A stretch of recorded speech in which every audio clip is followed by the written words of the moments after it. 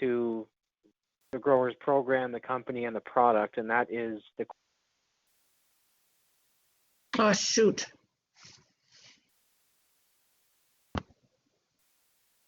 Thanks, Carla.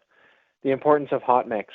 So we'll be delving into some details of that because I've had quite a number of questions from different DMs and salesmen lately about they know it's important, but they don't know why, and they don't know how to explain it to customers. And so for those listening tonight and those who want to listen to the recording, Jim and I are going to go over that and hopefully answer any questions you have and give you the information you need to be able to defend that. If you have any questions, *6 to unmute yourself. If you're making a lot of background noise, Carla will mute you. So please be careful of that. Try to go to a quiet area. And please don't hesitate to ask questions because the purpose of this call is for educational and informational purposes. So we want to target that to what you guys are interested in. As I said, Jim Halbeisen is going to be the main speaker in this call. So Jim, if you want to start off with the picture and kind of explain what happened and why you think that is, then you can keep going. Yeah, I can do that for you, Zach. I think what I'll do is start off right now. I'm traveling with Zach Omer. We're coming back from Wisconsin. We had a week of meetings, started up in the northern part of Wisconsin, Thorpe, worked our way down to Hillsboro, and then finished up down at Platteville, Wisconsin. And these meetings were quite typical of what we've seen this season with our meetings. The interest is very, very good. Farmers are looking for something, a different kind of approach. Guys that have, listened to us in the past or had meetings, came to meetings in the past that were a little reluctant to reach out. This biological approach to agriculture is really starting to be appealing because of the outside discussion of it, particularly with the cover crop phenomena in North America. And the issue with environmental issues last week in the state of Maryland at the meeting for one of our salesmen, Paul Daughter, who sells for Lowell Grove. We had a representative from the National Resources Conservation Service, the old SCS, Soil Conservation Service here in the States, discussing the sustainability idea and how the big corporations are looking at this very seriously. What they are looking for is the new generation of millennials plus the entire populace is becoming very uncomfortable with conventional agriculture, livestock agriculture, row crop agriculture, fruit agriculture, vegetable agriculture, and they are very interested in how their food is being raised. And corporations like Kellogg's, Cargill International, even Walmart are expressing interest in soil health tests. And what their focus is they believe through these tests, they can determine whether the life force in the soil is in a stage that'll be very productive, which will allow the farmer to reduce his input. And that reduction of input is going to go along with the loss into the environment, which is where the real crux of the matter is at. I have a very interesting conversation with one of our district managers this week, Mike Bolsher, and pointing out the articles that are in our sales manual that was done by the Norwalk Register back in the 60s about Victor Tegens. And they actually interviewed Doc Tegens about the state of agriculture. And in one of those interviews, he pointed out that if the current agricultural establishment didn't embrace the biological approach to agriculture, that the loss of fertility nutrients into recreational water systems was going to be a major problem. And that has arrived at this point. And so this is reverberating through agriculture. Some farmers are saying, that ain't never going to happen. This is not what this young man from NRCS was talking about. And see, what farmers got to start thinking about is they've got the ultimate weapon, which is called crop insurance. And this is some of the things he referred to is they're increasing their regulatory fines for nutrient management plans in Maryland. Then they are also suggesting that the later you get, the fines are going to get to a certain level, but that he feels in the future that this is going to gain much more momentum. And so some of this is happening at our meetings. Guys are thinking about this. They realize that this is something that they really have to address.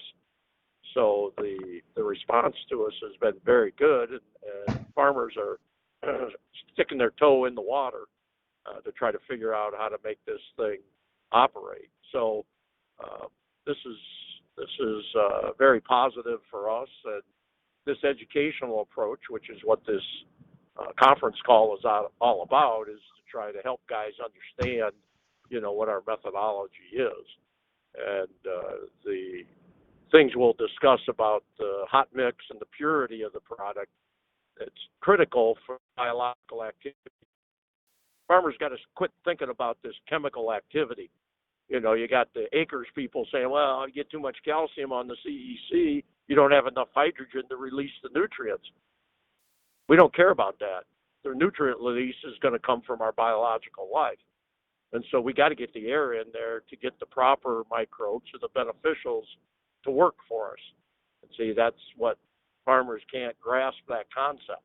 And so this is our job, is to try to help them understand how that functions. As far as the calendar is concerned, that is the last soybean field that we planted this year. We had a wet spring, did a pretty decent job getting our corn in. The tail end of our corn allowed our beans, some bean fields, to go ahead and be planted, late May, early June. But then we ran into a wet streak in there that shut us down until about the 16th of June. And that field that you're looking at is what we planted on the 16th of June. The neighboring farmer, actually, we pulled in to the field at the identical time, same time. And very nice gentleman, just kibitzed a little bit about, the battles we had this spring. And then we both decided we had to get on our horse because the rain was coming. And so we basically took off down the field next to each other. Now, on my side of the field, which is road, and that's where the emergence occurs, we have small ridges there that we have been planning on for, a fair number of years. And on his side, he was using a grain drill, or not a space planter, but a regular drill to put his beans in. We had used a little bit earlier burn down than what he did. That's why his has a little more tissue on top. I think we had been in a couple weeks ahead with our burn down, whereas he'd only been in there a few days for burn down.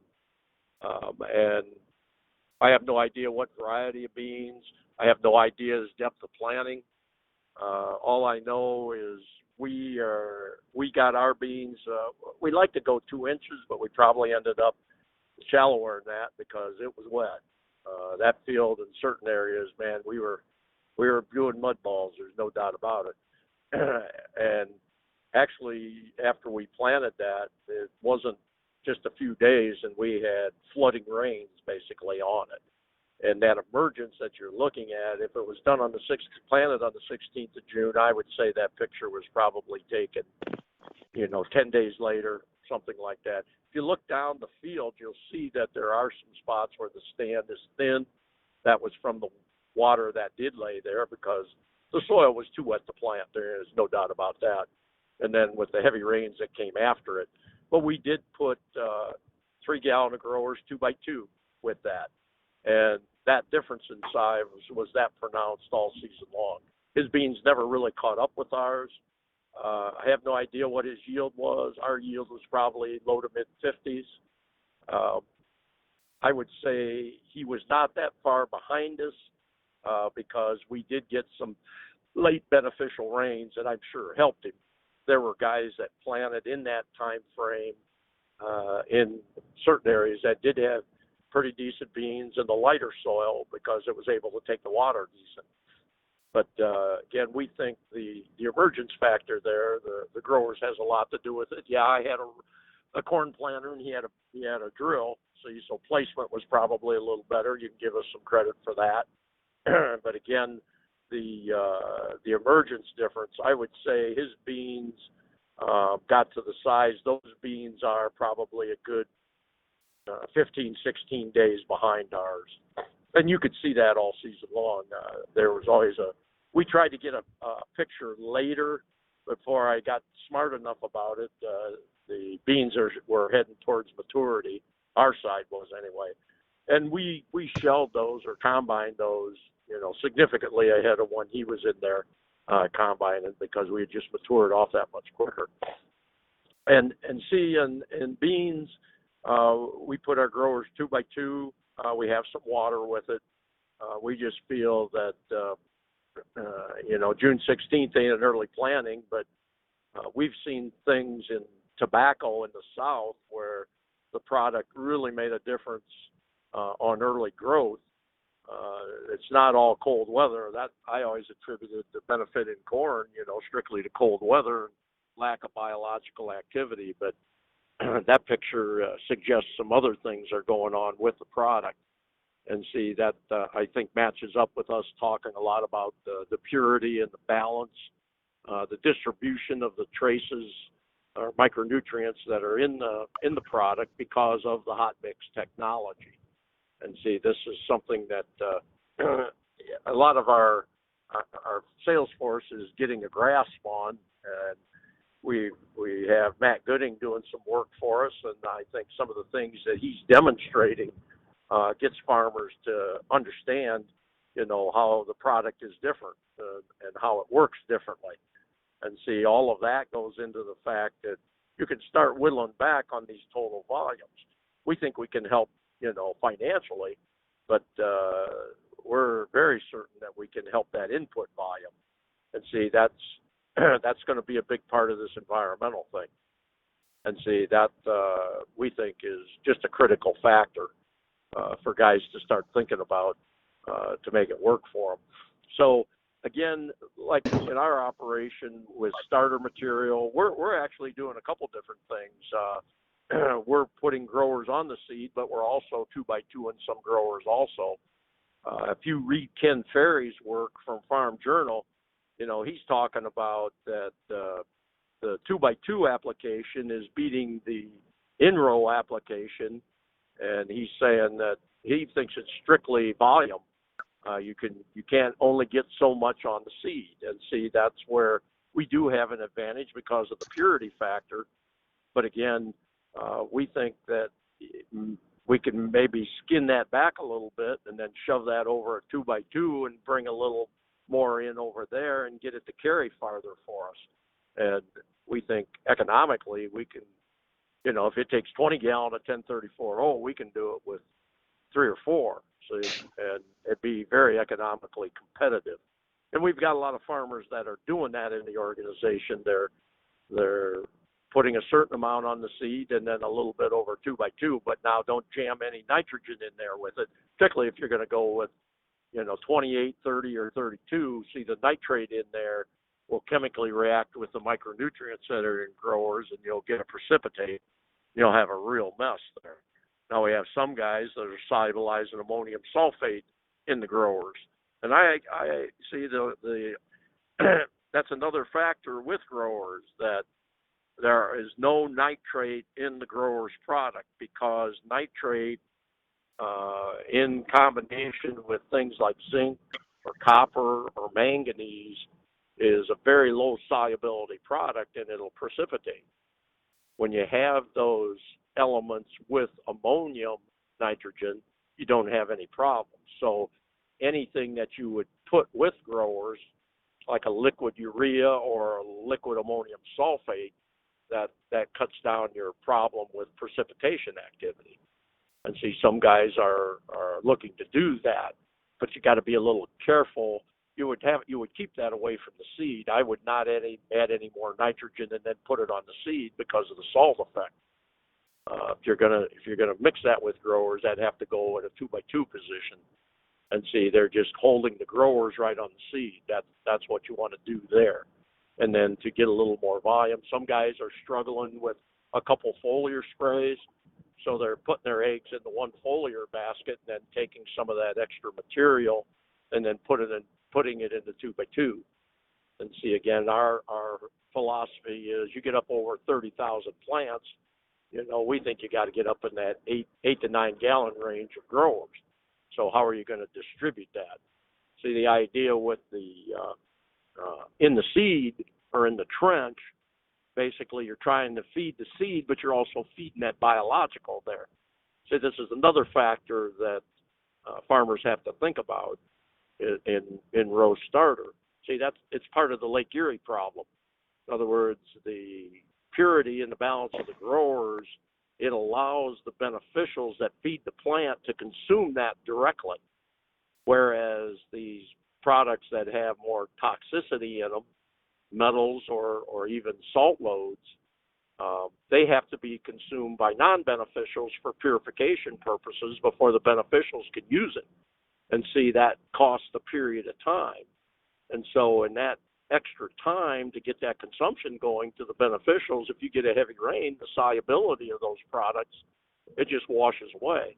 And see, Lake Erie is a very study case point in that, because after they had the trouble with Toledo in 14, the Ohio State University said that you needed to quit the bulk spreading of the phosphorus and then put it in a row starter position. They preferred 2x2, and that'll prevent the leaching of that phosphorus.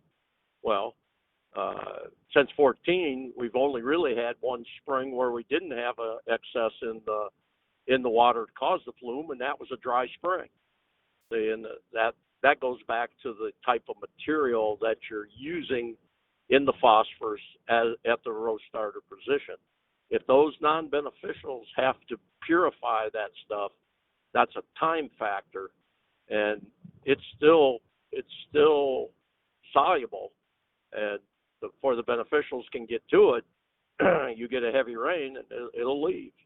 And see, that's pretty well been here, proven, Jim? by the bloom in Lake Erie. So this is something that we've been trying to talk to guys about, that we think that's a very, very critical factor. See, and guys worry about that. I always get the call in the spring, Jim, I just planted 100 acres of corn, pulled out of the field and got 2 inches of rain. And they're afraid it's washed away for them. See, when you're out there planting, Ferry basically is saying that biological activity starts at about 65 degrees Fahrenheit soil temperature, 65, 68, something in that order. And see, at the 2-inch mark where you're planting that seed, if that soil or that planter mechanism is working correctly and not gumming up for you, your temperature probably is that high. And see, so those microbes are active in there, and when you drop that seed with that growers in that trench, some of it will encase the seed, but the microbes are going to have access to some of it. And see, they can actually latch on to it, and see, they won't go anywhere. See, that's another thing that we talk about at these meetings, that secretion of sugar by the plant that the microbes are eating. The microbes themselves do the same thing. And when they do that secretion, they make soil tilth, they make porosity.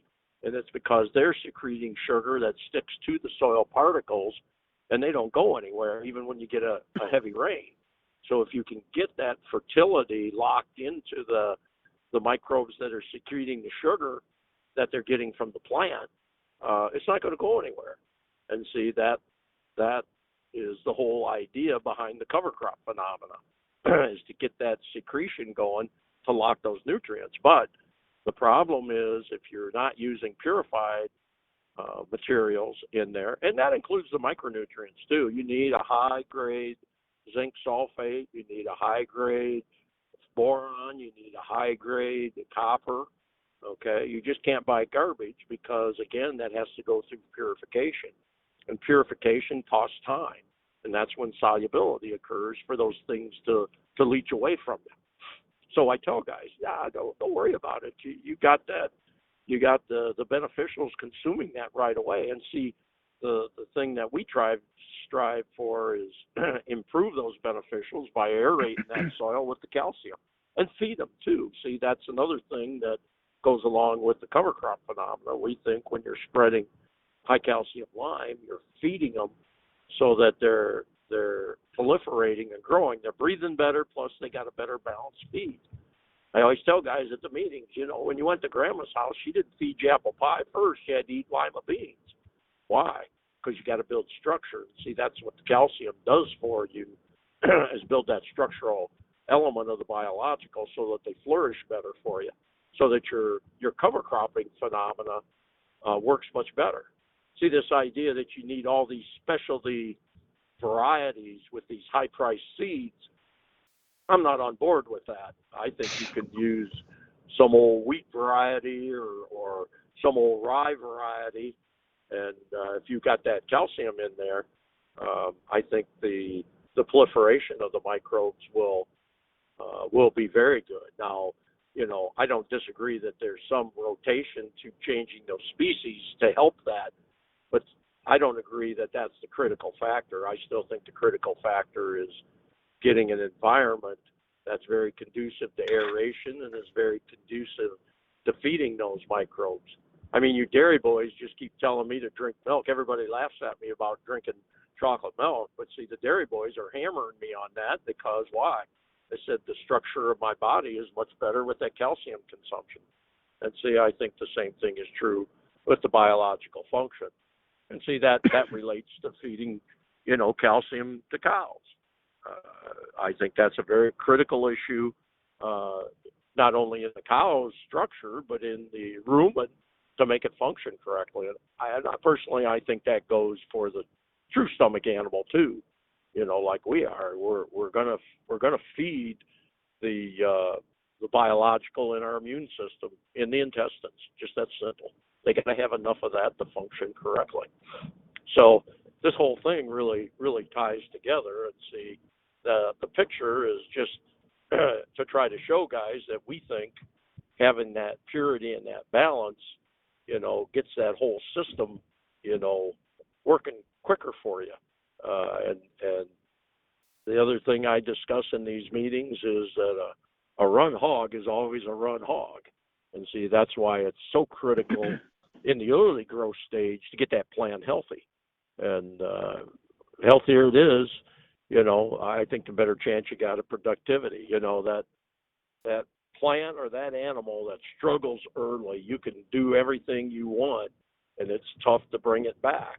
And so transplant solution, in-row or in-furrow, at the start of the growth period of that plant, I think is absolutely paramount.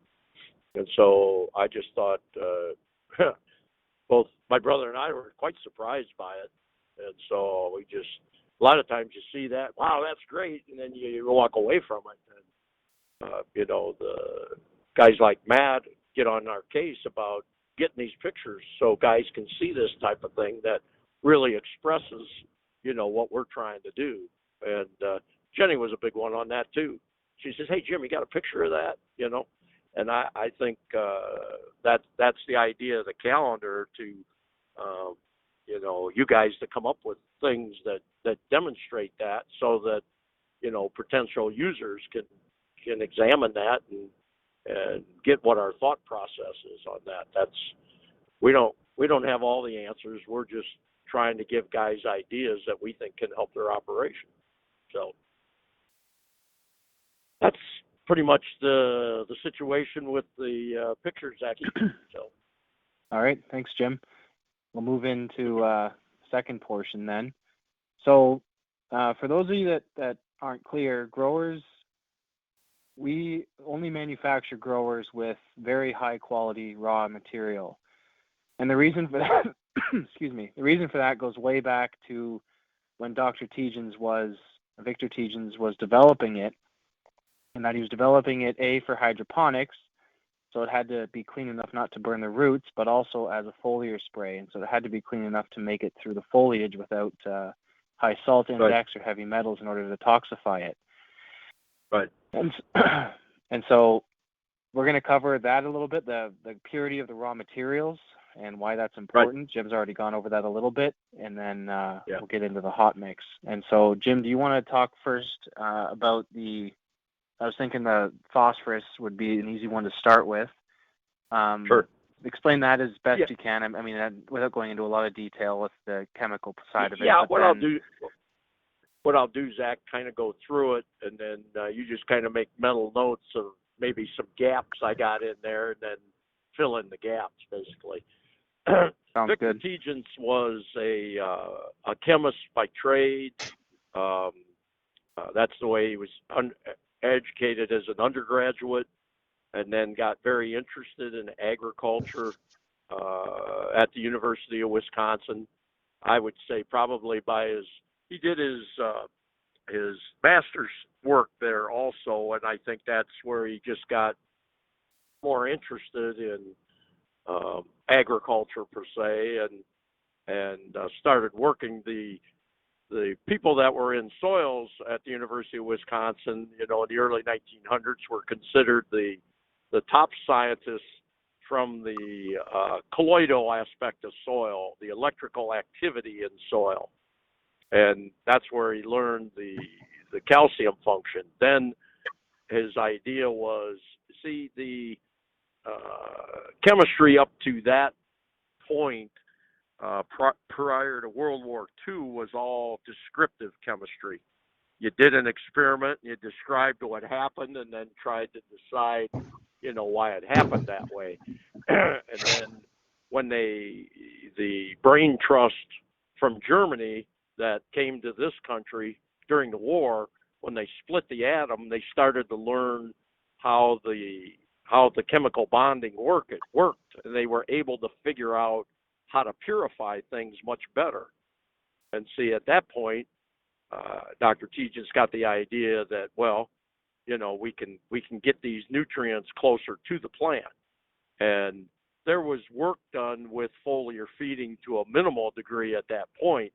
And then when World War II came along, he was commissioned, like all guys, at that time, and his background for growing things, the government had injured servicemen that they were trying to rehabilitate, and they were trying to do that in an area that was free from adversity. So they went to South America.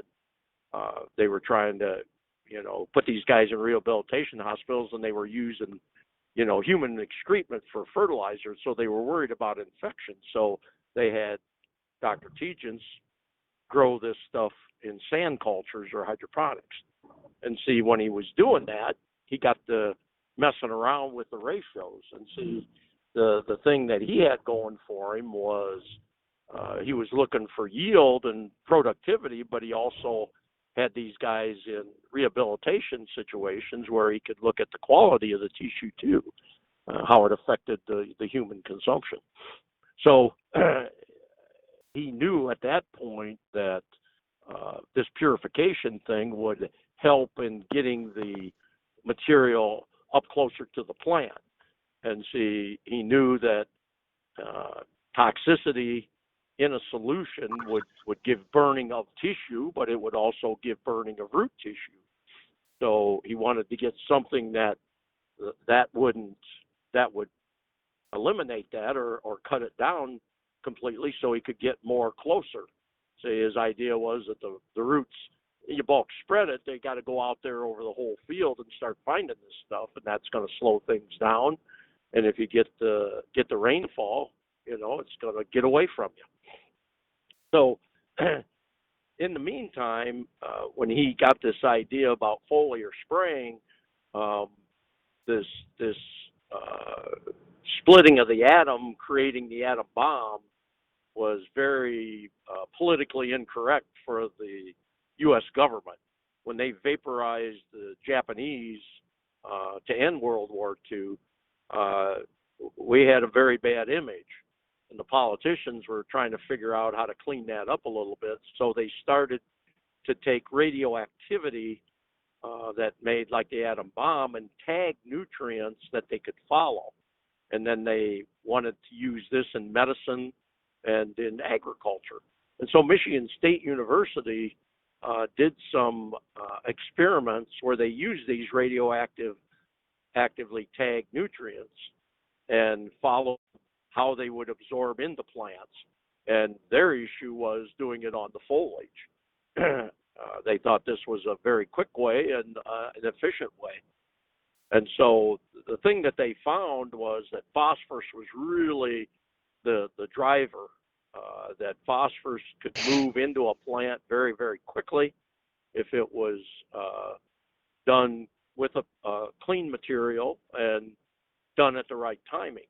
And actually in their research work, they showed that you could move a phosphorus from the leaf, of application from the leaf into the root in as little as 10 seconds. Maybe not all of it, but a portion of it. So they knew that phosphorus was a very big driver. And see, that just, confirmed to Victor Tegens that he was on the right track with it. And see, today, that pretty well is accepted in agriculture. Nobody talks about it because they don't look at it other than us.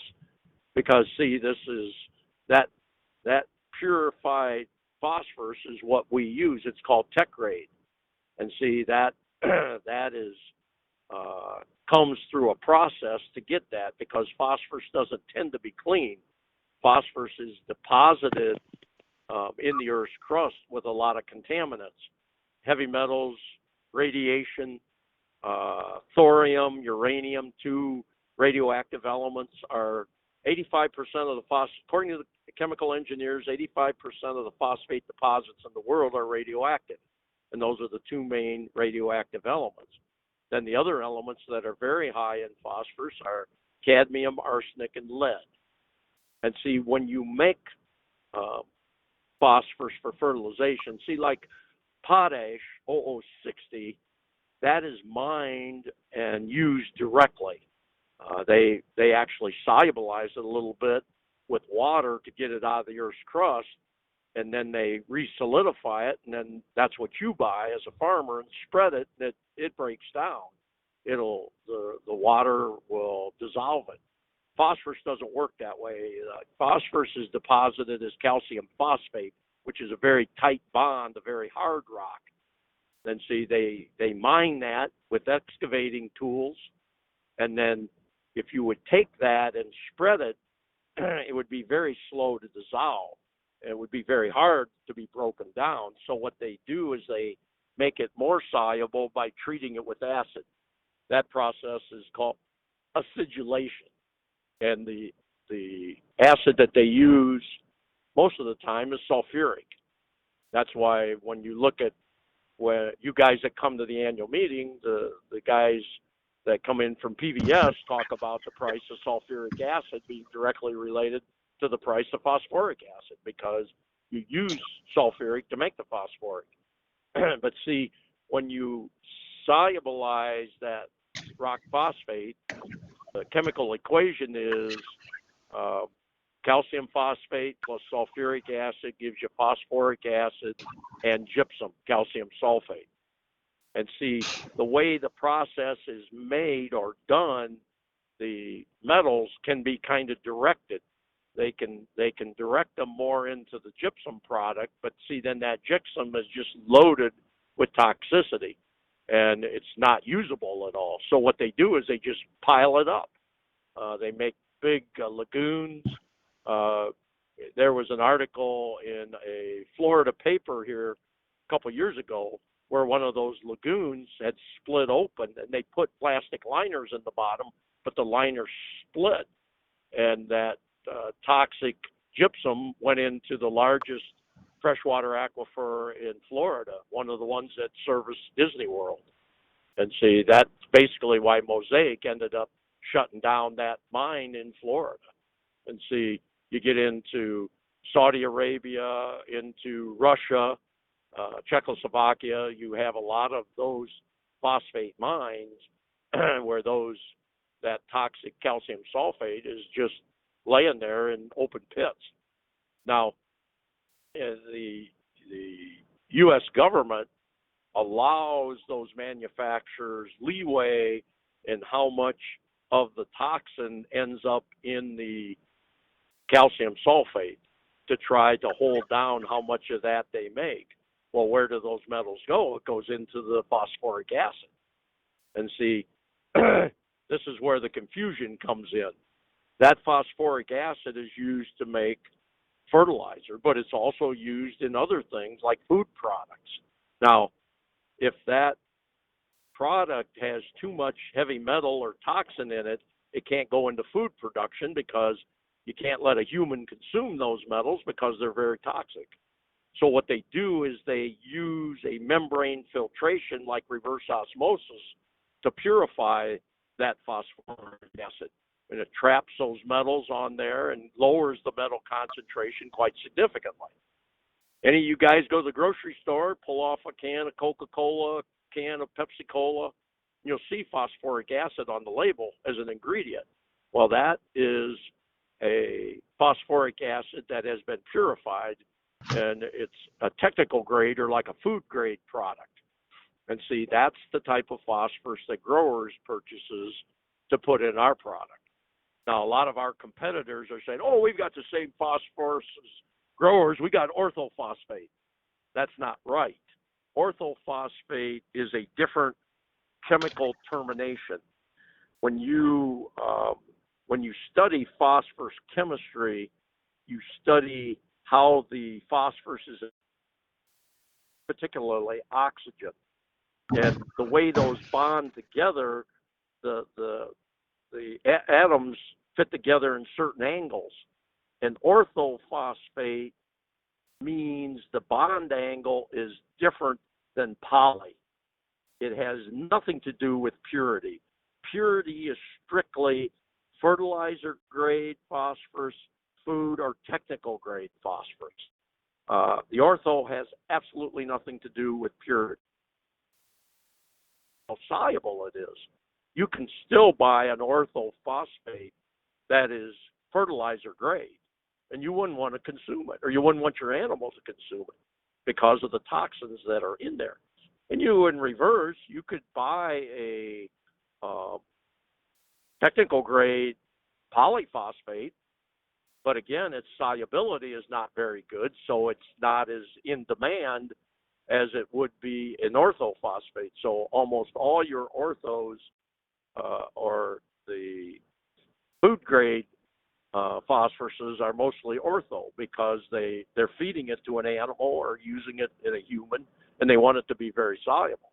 But from the fertilizer standpoint, that ortho does not have anything to do with purity.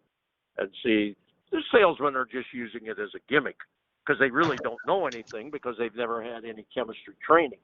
And see, people that follow the Growers Network, you're getting, intense chemical training on that so that you understand that. And see, that's I buy technical grade phosphorus to get that purity because we don't want those metals in there, because if we go back to the research that Michigan State did, that pure phosphorus will go through that plant very, very quickly. And see, that's how we are tagging our other elements in growers to go into the plant quickly, is by solubilizing it with the phosphorus in our mixture. And see, that phosphorus goes in quickly. It drags nitrogen and potassium and zinc and copper and manganese with it. And see, once it goes in the leaf says, oh, yeah, I need some of that. And then the rest goes to the stem, and the stem will take some of it. And then it goes to the roots, and the roots will use some of it. But if it isn't all used up, it ends up in the sugar that gets excreted out into the rhizosphere where the microbes can get at it. So that's how you're in the dry part of summer when you don't have as much rainfall and the soil warms up, your biological activity slows down because they're just small plants. And by you foliar spraying, you give it that shot of nutrition to try to keep them active. It's not a replacement for water. It just helps the plants survive better. And so that's why during reproductive set, which is the longest day of the year usually, the soil is warm and dry, and putting the growers on in a foliar spray helps to enliven the biology to stimulate the plant to continue to grow. It's not going to grow like crazy because it doesn't have enough water to form the sugar product. See, that's what you're doing as a farmer. You're trapping sunlight photosynthetically and making sugar. See, that's why you don't need so much fertilizer, guys, because the finished product you're selling is sugar, C12H22O11. See, and that they've conned you into believing that you need that large amount of NPK, when in reality that's not what you're making. You're making sugar that you're selling either directly, making ethanol out of it, or you're feeding it to an animal, or you're feeding it to a human. See, so that's why it's so important to have that tech grade. And see, Monsanto knew the same thing. When you look at glyphosate or Roundup, they are using tech grade to make that. Monsanto was the largest manufacturer of tech grade phosphorus in the world until 1996. And why aren't they since then? Because they got in the seed business. They spun off their chemical division. The phosphorus part of it went to a bunch of salesmen that formed Innophos, and that's where we buy a lot of our tech grade phosphorus today, is from Innophos, from making the tech grade or purifying the fertilizer grade into the tech grade. Because how does Roundup work, gentlemen? You don't burn the plant from the top down like you do paraquat. It's got to get into the root zone. And see, it kills from the bottom up. Well, that's because the phosphorus drags it down there. And see, we're doing the exact opposite. We're dragging nutrition in there, but we're trying to feed the biological. They're trying to destroy it. See, that's another philosophy of growers that's different. We don't have a synthetic thing that we're adding to the system. All the nutrients that go into the product are just, nature deposited rocks that have been purified. And see, that goes into the same thing when you're planting with it. You don't want to offend the biological that is right there in the zone where you're putting the seed. You want it to consume that product immediately, and then that locks it in place for you so that it can't get away from you. And see, then as soon as the seed needs some help, it's right there for the seed to proceed and be functional, basically. So what did I miss, Zach? Nothing that I could tell, Jim. Not on that topic. The other thing that I think is important to point out, that this purity factor, that's a big part of it, but the uniformity of the product is critical too. See, we since day one have had, when you study plant physiology, they say it takes 16 elements to grow a plant. Okay, the three most abundant are carbon, hydrogen, and oxygen, what Mother Nature gives us to begin with. The other 13 elements are in growers in a ratio that Tejan's discovered, feeding these injured servicemen hydroponically. Okay, his thought is that those micronutrients are very important because they catalyze reactions. And the chemical definition of a catalyst is it enters the chemical reaction without being utilized. So it goes in, the reaction happens, it leaves. That's why you don't need a lot of it, but it's so critical to have it in there. So the volumes of the minor elements like zinc, copper, manganese, molybdenum, sulfur, boron, there's not very much of it in there. So uniformity is a big problem. And see, if you do not do the hot mix, what we do with hot mix is we put acid and alkaline together And when that chemical reaction happens, you create heat. And we try to control that heat so that we get about 170 to 180 degrees Fahrenheit with the mixture. Every gallon goes through this. But see, when you get that chemical reaction, you get what's called thermal activity. The molecules run around in there very excited, and that creates a crystalline structure within that solution. And see, this is one of the things that Matt was trying to demonstrate to our sales force this year. He tried that product out, and then he took a gallon of growers, tried it out, then he tried to put it back in a gallon jug. Well, he couldn't get it back in there because of the crystalline structure that was formed from that hot mix technology. So he had to beat it and break the crystals in order to form it back in that jug. But he showed that, geez, in a gallon of growers, which is 11.4 pounds, there's 8.2 of it is dry material. Well, that's almost unheard of. And that's true because without hot mixing, you can't get that kind of solubility. But see, that hot mixing makes that structure uniform so that those micronutrients or trace elements are evenly dispersed within that structure, so that when you foliar spray it, every acre gets the same concentration of all the elements. See, as soon as you do not hot mix, you are not creating a true solution. You have only a suspension. And see, that suspension will stratify for you. Even if you agitate it, as soon as that agitation stops, guys, that uniformity starts to break apart. And see, these guys say, well, we'll fixate the trace elements exactly to the soil test. Well, as soon as you so they hot mix the NPK, but as soon as you threw that bag of micronutrients in there and agitated it, you lose the hot mix structure, okay? And so it can stratify. And as soon as that goes out of that tank and loses that agitation, it stratifies. And see, as you're going down the row, you don't have the uniform amount of those micronutrients. You could have some plants that aren't getting any micronutrients. That uniformity is absolutely critical. I always tell guys, if you got a thimble full or you got a semi-load, those nutrients are in there in the same balance all the time. And it's critical, in crop production, but even more critical for feed production. In other words, when you're feeding animals and you're only putting 2 ounces in 1,000 pounds of weight, you got to have those immune system elements in there at a proper balance.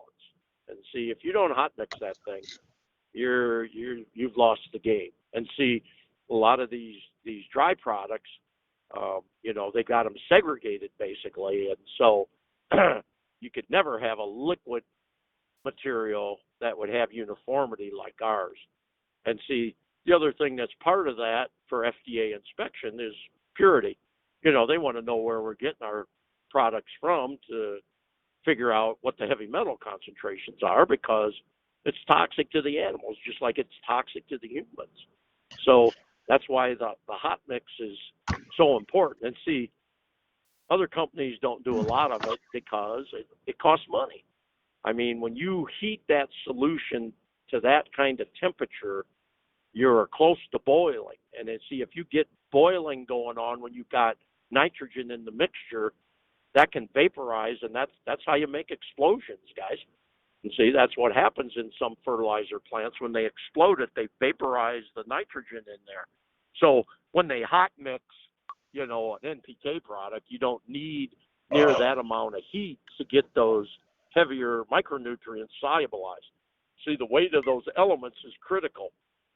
You look at the periodic chart, things like zinc and copper and manganese, they're significantly more heavy than nitrogen and phosphorus and potassium. That's why you got to get it to a higher temperature. And if you just made NPK, you probably 100 degrees might do the job. See, we're getting up there closer to boiling. And see, in order to do that, you're tinkering with that explosive value. So the guys that do that got to have some brain cells in order to do it. That's why it's, you got to have guys that are good at it and understand that. And so you've got to buy that in your employee list. You just can't put, anybody in there to do that, because you get an explosion and burn people or even kill people, then you're out of business. Just that simple. See? So everybody that says they're the same as growers, only cheaper, that's why they never hot mix. They'll cold mix, or they'll do a low hot mix because they're just doing NPK, because they can't get those trace elements uniform in there through solubility. They're just suspending them. They're only suspensions. It's just that simple. And the purity factor there, oh yeah, we use ortho, it's just as pure. No, that doesn't tell you anything about that. It's got to be a grade, see. And these people that say, well, we could feed the product if we want, they talk to their corporate headquarters, man. They'll get paralyzed with fear, because, man, if it's not clean enough for FDA, man, that's the feds, boy. They wear badges when they come in for our inspection, guys. It's not some little podunk from the state of Ohio that's got some company or state licensed car, man. These guys got badges. So that's why they're afraid to do that type of thing. And see, this guarantees you that purity and that uniformity. And this picture that Matt's got, where he dehydrated it and then stuffed it back into the bottle. Zach Homer and I have been using that on the road, and guys are mystified by that. We had a long talk with Matt here while we were traveling today, trying to tell him how we think we can embellish that to a certain degree, and he's on the right track with it. We're going to try some different things, this next year to go into next sales season. But guys are mystified by that.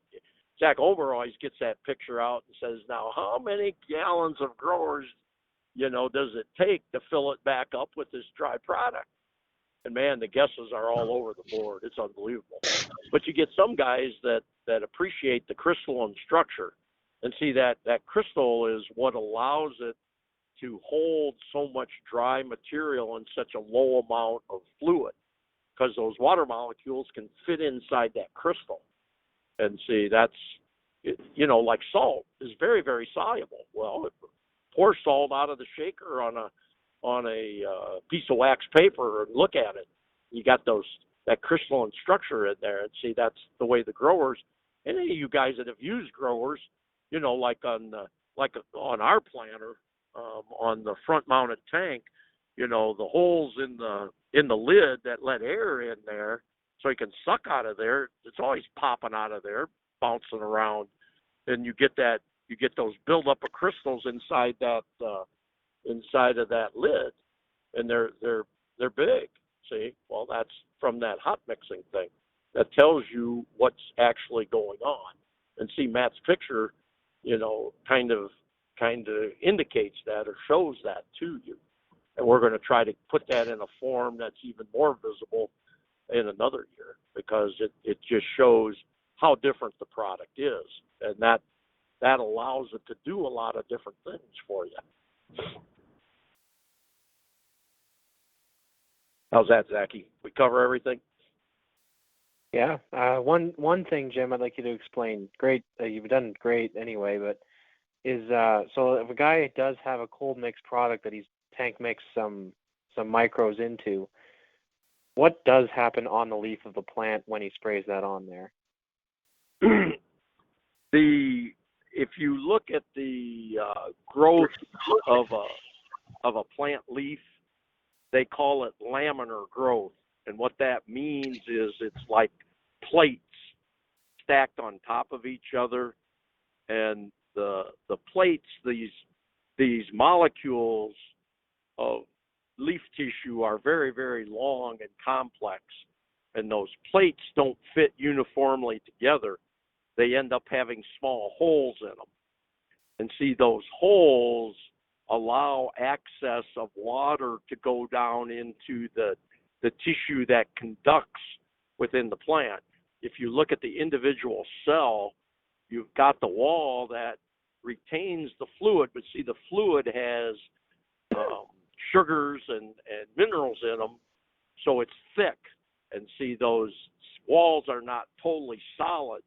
Fluid can penetrate those walls, so that when you spray that on that leaf surface, if there's enough moisture there, the plant is always seeking moisture when it's growing, because normally it turns into a dry environment, and the plant will pull moisture out of the soil, but it has to conserve it to a certain degree. So at night, when it's very humid, the plant will push some moisture out of the plant, lay it on the leaf to keep it in storage for itself, so that the next day when it gets hot and dry, it can pull it back in again. And see, when you spray the growers onto the leaf, you try to get it into that moisture. That's why you spray it at night or in the non-heat of the day or an overcast day, because you're trying to dissolve those elements into that fluid, so that when the plant reabsorbs that fluid, those nutrients are in there. And see, when the plant starts conducting that fluid around inside to hydrate itself, those nutrients will go with it. And see, if the plant needs one of those nutrients, it's right there available for the organelles in the cell. Now, if it doesn't, the plant will take some of those nutrients and shove it into sugar that gets translocated through the plant also. And see, that's how it ends up down in the root zone, because the plant knows that sugar is going down to feed the biological, and when the biological eats it and has it in its tissue, that symbiotic relationship between the plant and the microbes, that nutrient is now still available, because the microbe will give it up to the plant when it desires it. Why? Because the plant is feeding it. It's that symbiosis that's critical. See, this is the biggest fallacy in agricultural fertilization, in my opinion, guys. They want you to believe it's all chemistry, that you take hydrogen, you solubilize the element, and the plant aspirates it through the water. That can happen. But when you don't have the volume of water for aspiration, the microbes have to eat it, bring it into their tissue, and feed it into the plant. The meeting we had up there for Daniel Wolf, he sat in on a seminar that was done by a plant microbiologist, biochemist, and he was talking about how the microbes swim over to the root, and see, some of the hydrogen happens there, but it's the microbe forcing the hydrogen out there that allows the nutrient to go into the plant. It's all driven by the microbe. See, the plant is in a relationship with that microbiology. The soil is living, and that's how the plant is designed to grow, is through that life force. Now, you can pile on the nutrients and try to force it in there through, solubility aspiration, but the problem is it's very inefficient. You pile on all that fertilizer and the plant isn't even growing or doesn't need much of it, it runs away from you, see, and it gets lost. See, the biggest complaint we have heard from day one is, how can you grow a decent crop with that dinky amount of fertilizer? We grow it by feeding that biological activity to get it to the plant when the plant needs it. The efficiency is so much greater than this tri-fertilizer mechanism or the salt mechanism or the ground-up rock mechanism, particularly if you're bulk spreading it around. It's ridiculous. The root's never going to get over there to get a hold of that. It's going to get some of it, there's no doubt about that, but a lot of it's going to be lost. I mean, when I was in college, when they came out, when Nixon formed the U.S. EPA, the American Society of Agronomy started writing the Journal of Environmental Quality. One of the first articles in there said that on average, farmers lose half of their nitrogen in a normal year, half, at a minimum. Because again, it's chemically applied and not getting into the biological chain. And that's the problem. And see, that's why the success is not happening in the Lake Erie Basin, because they're not working through that biological activity. Why didn't it happen before? Because everybody was in rotation. They had 4 years alfalfa, plowed it down, put it to corn, maybe grew corn second year, put it back to wheat. back to alfalfa with a little bit of tramp shed manure. Biological activity was at maximum. Minimal amount of fertilizer. You trapped it all, didn't go anywhere. Manure was trapped by the biological also, so it didn't go anywhere. All land was water because it was all trapped by the microbes. The soil's alive. This is, and see, the cover crop phenomena is trying to feed into that.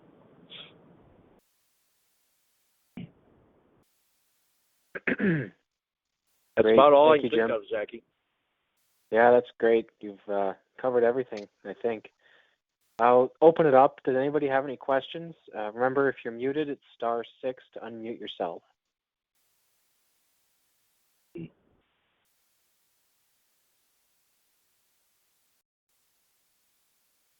Hopefully they're awake. Well, I hope so too. That was a very informative call. If there are no questions, then we'll finish up the call for tonight. The next call will be in April, on April 9th at 9 p.m. Eastern time. And the picture in the April calendar is of a cornfield in Minnesota. And you can look at the calendar yourself to see the information. We'll be talking about that. And hopefully a little bit more too, which I haven't yet decided about. Thank you for everybody listening in. Thanks a lot, Jim, for coming on. And no problem. Everybody have a good night. Very good. Bye. Take care.